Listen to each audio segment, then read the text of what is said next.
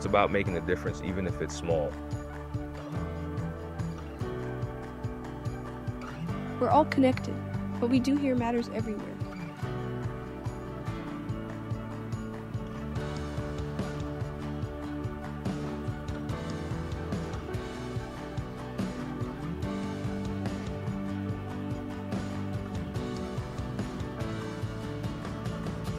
This is what faith in action looks like.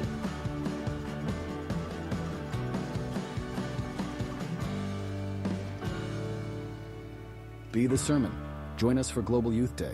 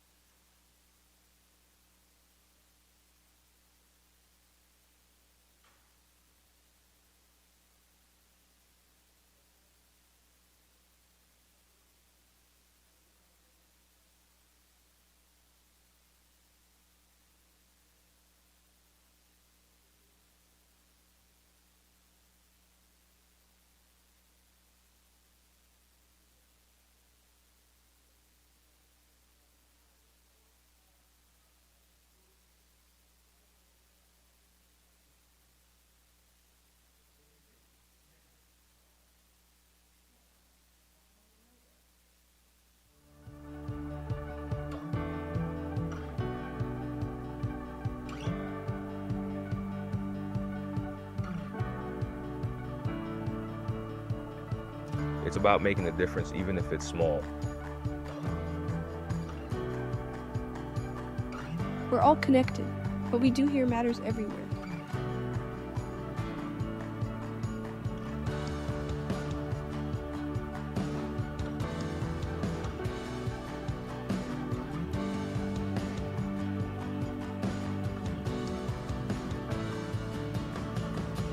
This is what faith in action looks like.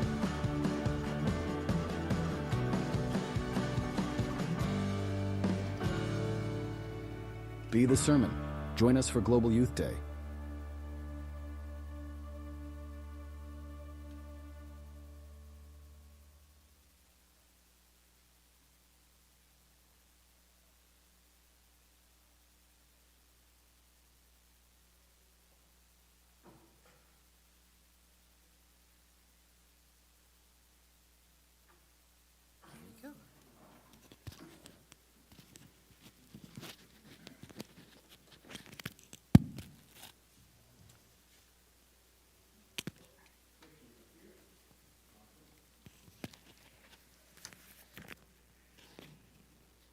Morning, everybody. I sincerely apologize I'm late. I have no good excuse.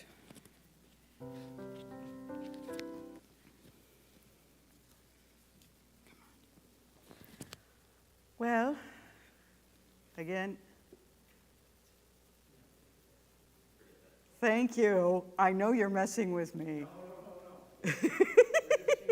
They just put a thingy up on the back screen that said the SEP school ends in 5 minutes. I know I'm not that late. Has everyone had a good week? Wonderful. And we are about to get some lovely rain, which we genuinely need.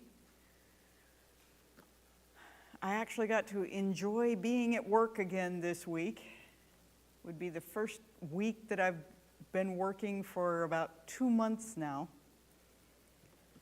So that was actually a blessing, as much as it sounds like mowing yards may not necessarily be. Does anyone have any prayer requests this morning? My grandson, he came to the spring break. Grandsons? Yeah, he left the 9:30 airplane back to the Washington, D.C. He's just to return on Monday, he gotta go to school. Well, I'm glad that that your grandson made it safely here and safely back to Washington, D.C. So prayers for kids and grandkids, sir?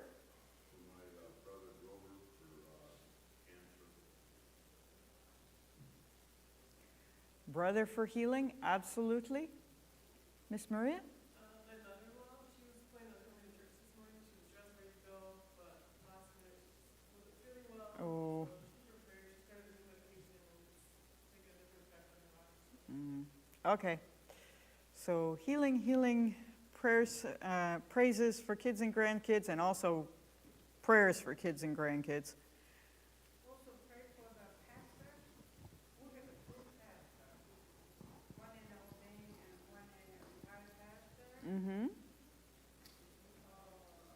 They have a medical problem for family.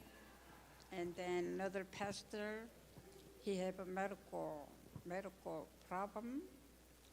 Okay. We just don't know, but we gotta always stop the healing, because Jesus give it to us, but people they don't know. So we gotta study these things together. That so we do. Can have the treatment for all of us. Okay. So let's bow our heads real quick. Dear Father in heaven, thank you that we all made it safely here. I'm sorry I was late. Father, may your presence be here among us.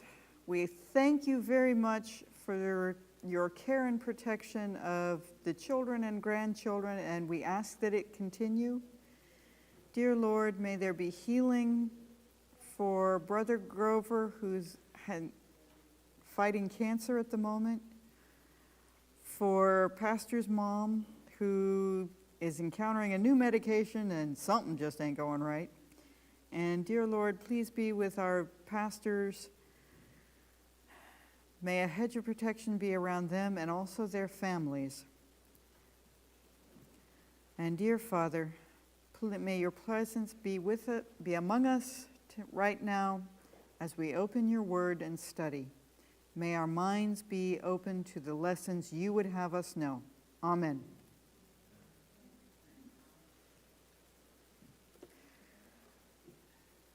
So the lesson this week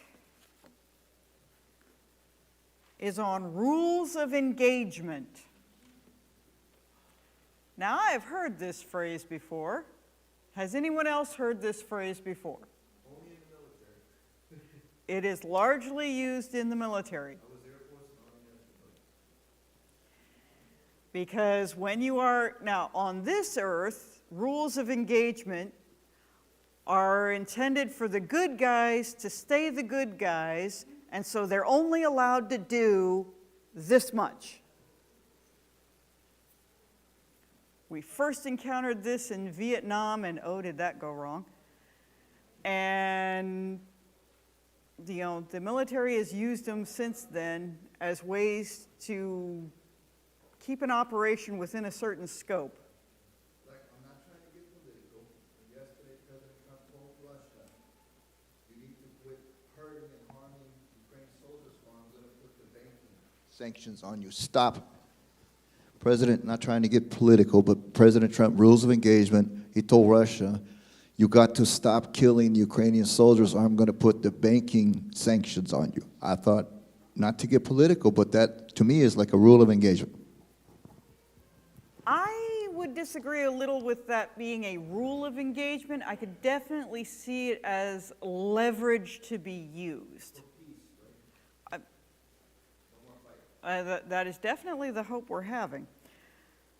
So, and the concept being that in the great controversy between God and Satan, good and evil, God has set up a set of rules of engagement for this experiment called Earth, where we're demonstrating which lifestyle really is better, God or Satan. That there are limits that God has placed on what he can do. I mean, he wrote the laws of physics, for crying out loud. He could do anything.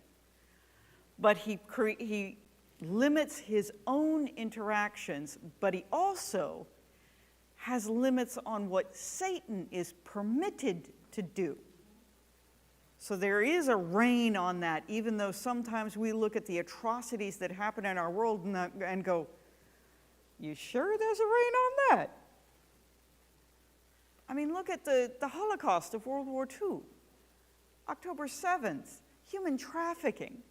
I mean, what those poor federal agents discover when they walk into a house where children are being abused. This is as bad as humans get. So let's take a walk through the Bible and see if we can discern or decide if there really are these rules of engagement. Jesus fight for us because Jesus showed me the reason. He take me to book of Revelation, chapter 12 and 7. And there was the war in the heaven. Michael and his angels fight either.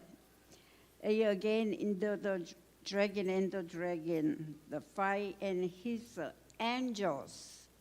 I agree there absolutely is a war, but there might be folks somewhere else who would be unconvinced at this moment. So let's look through the Bible and see what it can tell us about this.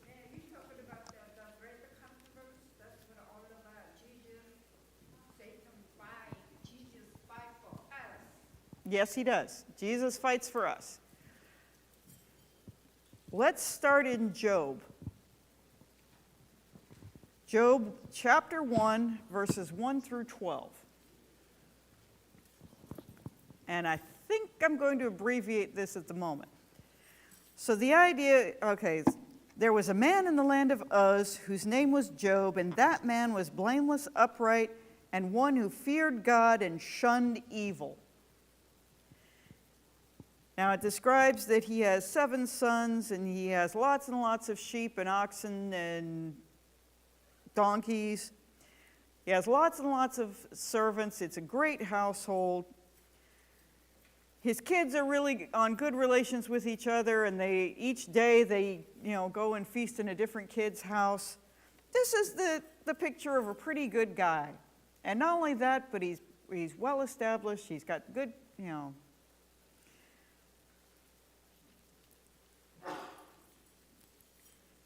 So here's where we encounter the idea that there is something more than earth in the universe. Now and I'm reading in verse 6. Now there was a day when the sons of God came to present themselves before the Lord, and Satan also came among them. And the Lord said to Satan, "Where do you come from?" So Satan answered the Lord and said, "From going to and fro on the earth and from walking back and forth on it." So I'm going to pause right there. The way that's phrased sounds like they are not on earth where they are discussing this. Does that sound about right to everybody? So Satan left earth and went up to heaven to talk to God? That's definitely what it sounds like in this passage. Come back to heaven before the cross, right? But not after the cross. Do I know that right? Well, what it sounds like here is that there is someplace other than earth, God and other beings were getting together.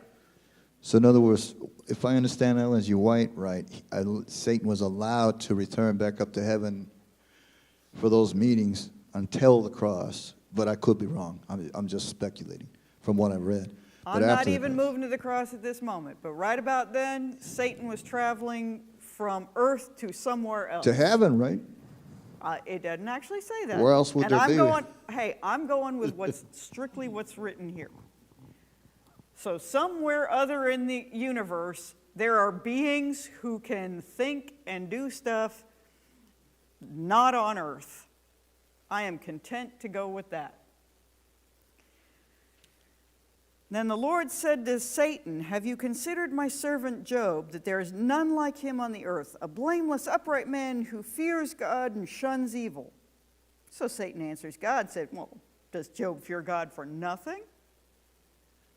Have you not made a hedge around him, around his household, and around all that he has on every side? You have blessed the work of his hands, and his possessions have increased in the land." It's like, well, sure he follows you. He's rich. And you protect him. This doesn't sound like a bad thing. God protects. "But now stretch out your hand and touch all that he has, and he will surely curse you to your face." And the Lord said to Satan, "Behold, all that he has is in your power. Only do not lay a hand on his person." So Satan went out from the presence of the Lord. Sorry. So in that passage, God and Satan are having a conversation, and God says, "I will let you do something to this servant of mine, but here are your limits." Wait. When God lets Satan do that, isn't God setting a trap for Satan so that when Satan does something bad, then the whole world will say, "Hey, that's a bad guy," and that's Satan's fault. So it's like God setting a trap for Satan. I don't mean to be blasphemous. Is my thinking off? When God removes his protection, isn't that... I don't know. I better shut my mouth. I don't mean no blasphemy. But... Okay, hold on. Yeah. Sir, I'm afraid I don't know your name. I don't either. You don't know your name? Okay. My name's You've had a Cal. week like mine. My name's Cal. A pleasure to meet you, Cal. There's something interesting taking place here that is sort of interesting. It takes place in the garden. It takes place several different places in the Bible. Satan is approaching God as if God is an underling to him. And in the statement of him telling God that Job will curse him to his face, as far as that goes, as if God hasn't thought of that idea. But I think this is one of the key elements, and of course it's in Garden of Eden, and he projects himself as being smarter than God also. But there's, like I said, a little something taking place there that a lot of times we miss. And to me, that's it. Satan is approaching God as an underling. See, I'm not sure I get that out of that passage, because God is willing to engage with Satan, but if God were the underling, then Satan would be providing the rules of engagement, the hedge, the removal of the protection, that kind of thing. Now, I would definitely say that Satan is approaching him like one of those teenagers who comes into the house, who knows every daggone thing. And so I might go there. You mean the teenager's totally disrespectful to come in as a busybody and know-it-all? That would be every teenager known to man. Like 13-year-old boys. Oh, it goes on from there. Okay, so let's move on to Job 2. Now, in Job 2, I'm going to briefly go over this. Job 2, chapter 2, verses 1 through 7. Satan goes back to heaven, and God's going, yeah, you lost. He didn't curse me. And Satan goes, well, yeah, but, again, he doubles down on his previous statement. But you're still protecting him. You're not letting anything happen to him himself. He's just caring about his own life. Now, here's a man who's mourning his kids, and Satan is accusing him of being selfish, because he himself isn't sick yet. Does this make sense to anybody else besides Satan?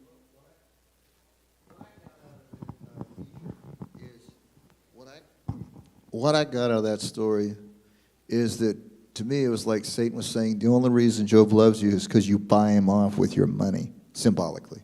You buy him off. He doesn't love you for any other reason other than you buy him off. That's what I got at it, with your money. Hold on. For the first challenge, I would heartily agree with you. When Job passes the first challenge, Satan has to double down on, no. Job only cares about being protected. Then that's when God goes, okay, I'll let you make him sick, but you don't get to kill him. Again, God is the one with the authority to say, this far, no further. So I can definitely see where we've got where we have, let's use some grammar here. We definitely have earth and then somewhere else, and we have God and Satan who are adversaries, and God going this far and no farther. So some rules of engagement. At least that is what it makes sense to me. And I'm studying this, and I realize why God allows all this to happen, because he can't use force on Satan, because then nobody will see Satan over time manifest who he really is, because Satan cloaks himself in a disguise, says Friday's lesson. So in order to be uncloaked and to see that he's a murderer and a liar from the beginning, God allows him to try and prove his point. And that's why God doesn't instantly wipe him out of the universe, So God's using time, like the fisherman that goes and casts the net, he collects all the fish, and he separates the good from the bad. And then like the farmer that, the servants found the tares mixed with wheat, and they said, shall we tear it up right now? And the farmer says, no, let's wait till the end of the world, and then, because if you uproot them now, you'll also destroy the good wheat. So God gives Satan time to try and prove his point, and then the whole universe will see, yeah, that devil, he really is a liar, and God is righteous, Jesus Christ is true and righteous and right, and the devil's wrong. It takes time, a little patience to see all this, but it will happen.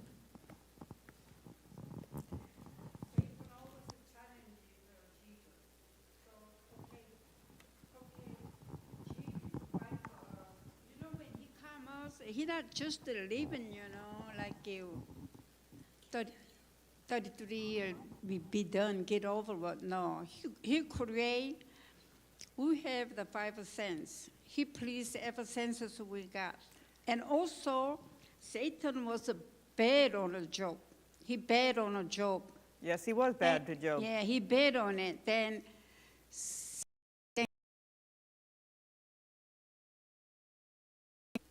when he already tasted win, so he bet on it, he win. That's a Satan nature. But Jesus is not. It's totally different. Yes. Jesus say that, okay, you can have the hope, but live his life, because that's what Jesus is all about. He think that, with us a treasure, how he was thinking about us, the life, he hate people, die, blood and hurting. He hate it. He don't like it. Jesus don't like it. So I that's agree. what Jesus does not like it when we suffer. Jesus doesn't want that. And I happen to agree that, yes, there needs to be a demonstration of the difference between God's government and Satan's. Totally. And that's, but I also, what we're studying here is that there is a limit, that God is putting a rein on Satan to go so far and no further. But also, what we're observing is that there are limits on what God is doing for this demonstration. Let's move to Daniel chapter 10.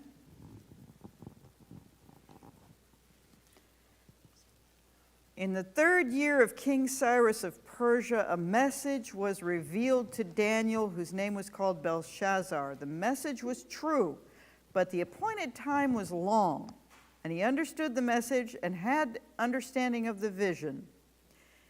In those days, I, Daniel, was mourning 3 full weeks. I ate no pleasant food, no meat or wine came into my mouth, nor did I anoint myself at all till 3 full weeks were fulfilled. Now on the 24th day of the 1st month, as I was by the side of the great river, that is the Tigris, I lifted my eyes and looked, and behold, a certain man was clothed with linen, whose waist was girded with gold of Uphaz. His body was like beryl, his face was like the appearance of lightning, his eyes were like torches of fire, arms and feet like burnished bronze, and the sound of his words like the voice of a multitude. Now, Daniel was the only one who saw this on the side of the river. And he fell down, and it looked like he was asleep while he was having this vision. Suddenly a hand touched me, which made me to tremble on my knees and on the palms of my hands. And he said to me, O Daniel, man greatly beloved, I understand the words, O Daniel, man greatly beloved, understand the words that I speak to you and stand upright, for I have now been sent to you. While he was speaking this word to me, I stood trembling. Then he said to me, do not fear, Daniel, for from the first day that you set your heart to understand and to humble yourself before your God, your words were heard, and I have come because of your words. But the prince of the kingdom of Persia withstood me 21 days. Now, Daniel had been fasting for 3 weeks. And behold, Michael, one of the chief princes, came to help me, for I had been left alone there with the kings of Persia. Now I have come to make you understand what will happen to your people in the latter days, for the vision refers to many days yet to come. So here is the concept that in a battle with earth and some other place, or in a battle between God and Satan, where there's earth and some other place, the angel's been sent, but there was a power on earth that had the authority to resist that angel being sent. So God is not just going to rub us out with an eraser. He has put rules on himself about what he will do and not do in this demonstration between God's kingdom and Satan. So let's move to Mark. Oh, I'm sorry.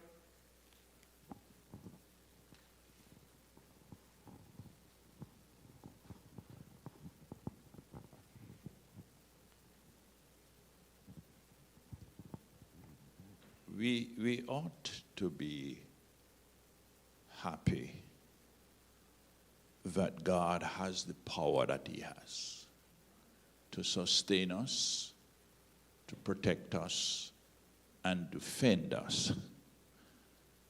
Evil around us does not have any patience with us. And so what we see here, if this power could have withstood the child of God in this manner, if God could not intervene and provide equal power to us and defense, what would be our end?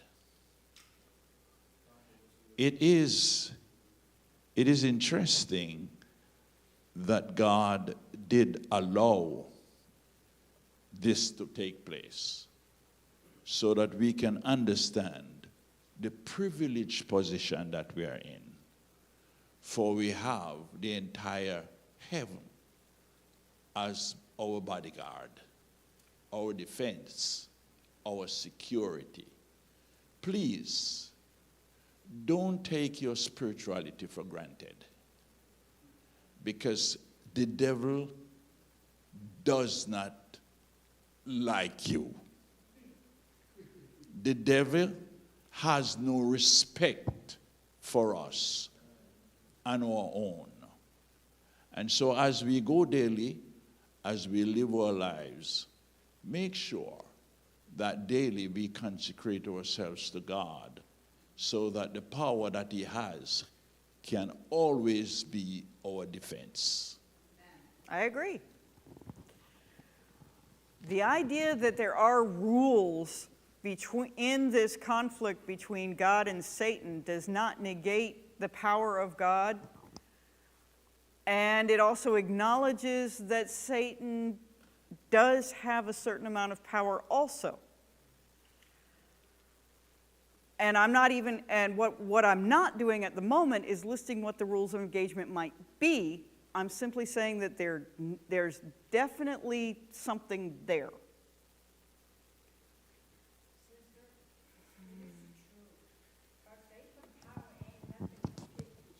I heartily agree.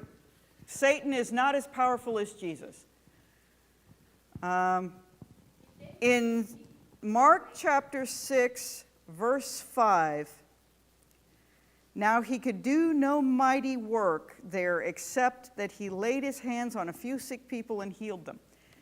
Here, Jesus, while he is in his ministry, he's been born, he's grown up, he's gone away from his hometown, he comes back to his hometown.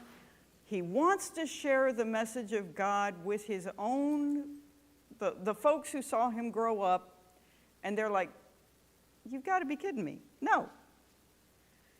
So Christ was not able to do as many wonderful things in Nazareth as he could in other places. This indicates that there's also a free will.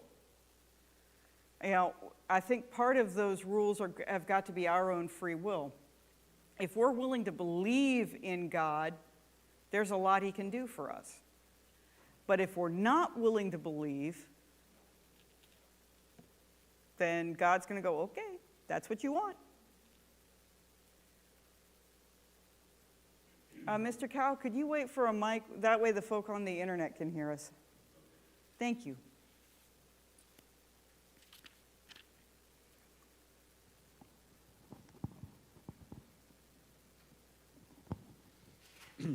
As you see, as we're discussing, there is rules of engagement. What a lot of us don't realize, that we have part in that, in the actions that we take in allowing God to work in our lives so that he is able to defend us from the temptations and the sins of the enemy. I agree. That if we are willing to submit ourselves to the rules that God has told us, then we agree to be part of His kingdom. I definitely wanted to point out that God is so loving that He's not willing that any should perish. And He is willing to expend a lot of effort to try and save all of us from sin, even though a lot of us see that only a minority of us actually respond to Him. And yet He still spends a lot of time and effort and love and concern, and that He's even mindful of a planet this small in the universe is amazing by itself. So all I'm trying to bring out is that while we talk about rules of engagement, which sound like the kinds of phrases we use in warfare between each other here on earth, God is indeed in control, and yet He does respect our freedom of choice so much that despite His all-powerfulness, He keeps it in check Himself in order to respect our choices. So He loves us that much. I would postulate that that is one of those rules of engagement. He will respect other creatures' free will. It's huge. How often do we ourselves respect the free will of others? That's kind of something we ought to learn, isn't it?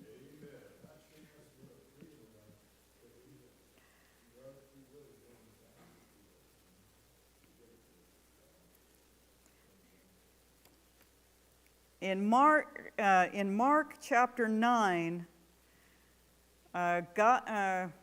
we encounter where the disciples were trying to cast out a demon, but they couldn't do it.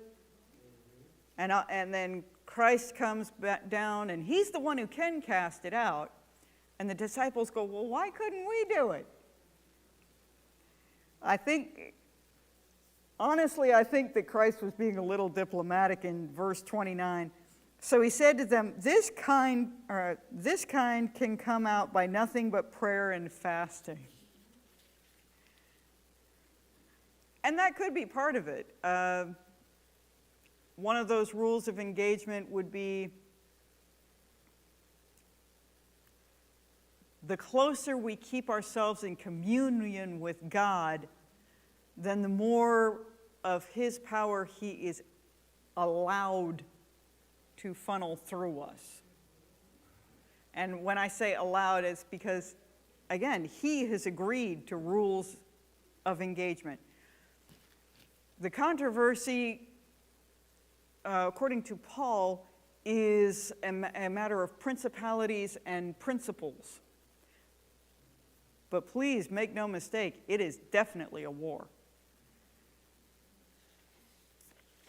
In John chapter 12, verse 31, and I know I'm flying through here, I apologize. I was trying to get through this.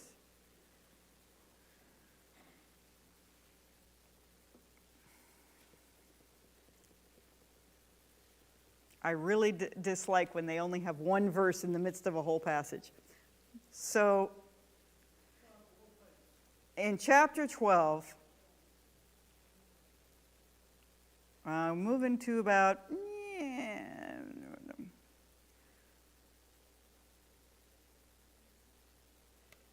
so let's see, where are we? Let me find a good spot for this.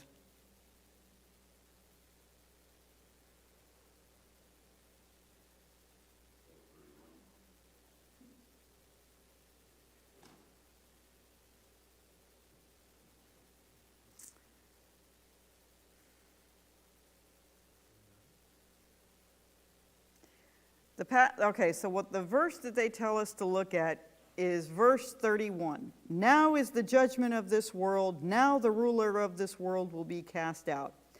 And if I am lifted up from the earth, will draw all people to myself.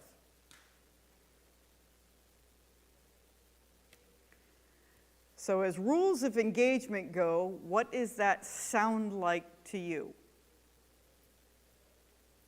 in a great controversy kind of concept, what does it sound like Christ is predicting at this point?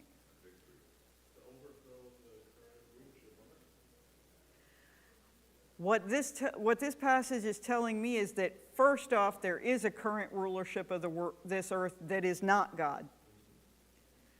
But it is not going to last forever. And that is a wonderful thing. Okay, let's skip to John chapter 14.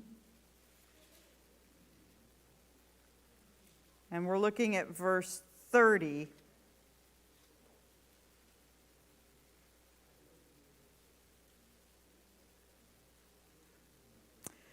I will no longer talk much with you, for the ruler of this world is coming, and he has nothing in me.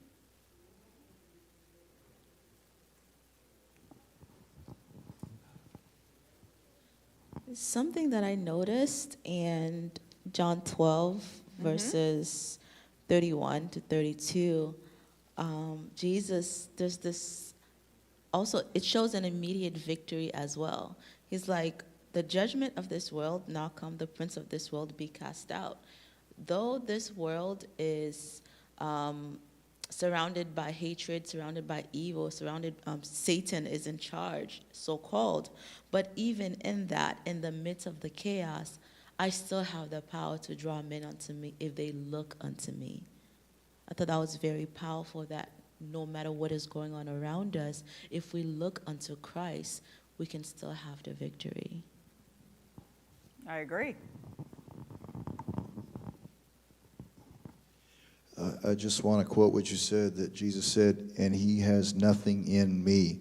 And that made my mind go to Paul in Romans 8, I think, when Paul says, so with my mind I serve Christ, God, but with my body I serve sin. O wretched man that I am, who shall deliver me from this body of death? But so it's not I that do it, but sin that dwelleth in me. Did I connect that correctly? It's not I that do it, but sin lives within me. Sin, Paul says that. I'm getting this from Paul. But sin... Paul and I have trouble because he tries to go figurative in all sorts of interesting ways. But it's sin that within me that does that. So I hope I'm quoting it right.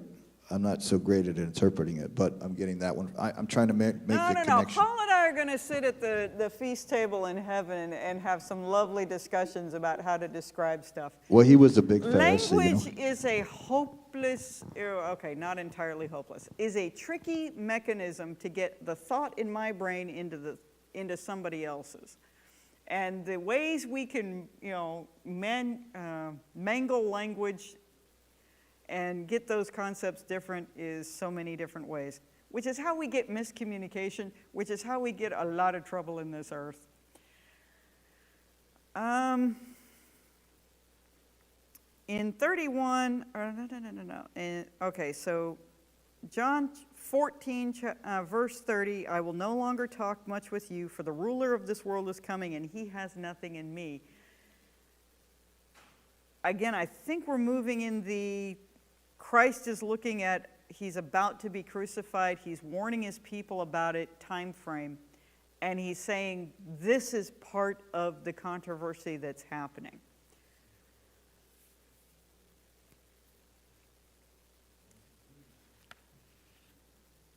Let's skip to the end.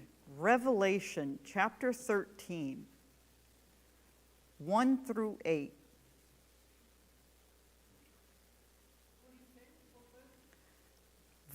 Chapter 13, verses 1 through 8. And I don't have time to read them all. But Revelation. This was the beasts. This is, the wonderful imagery in the visions of John about the end of time and the powers that are at the end of time, and the final victory that God eventually has. And it's a beautiful thing. I'm going to have to make you read it by yourselves. It is I happen to think it's very comforting to know that in this battle between God's kingdom and Satan, we have a God who is kind enough and loving enough to limit his own power. Like I said, he wrote the laws of physics. There's nothing he is incapable of doing.